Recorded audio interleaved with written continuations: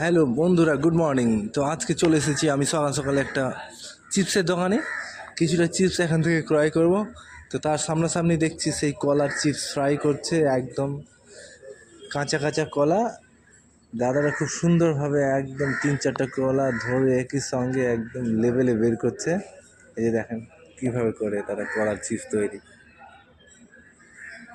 কলাগুলো কাঁচা কাঁচা একদম।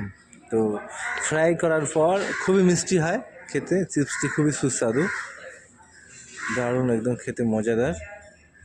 এই দেখেন তার স্টাইল, দেখেন কীভাবে তৈরি করার স্টাইল, খুবই ভালো লাগলো। এবং কালারগুলো একদম খুব সুন্দর লাগছে দেখতে, একদম অসাধারণ কালার, ইয়েলো কালার। এই দেখেন তার এই কাজ, দিনে অনেকগুলো চিপস তৈরি করে সব রেডি করে তারপরে সেলস হয় এই দোকান থেকে। তো বন্ধুরা, ভালো লাগলে সাবস্ক্রাইব করবেন।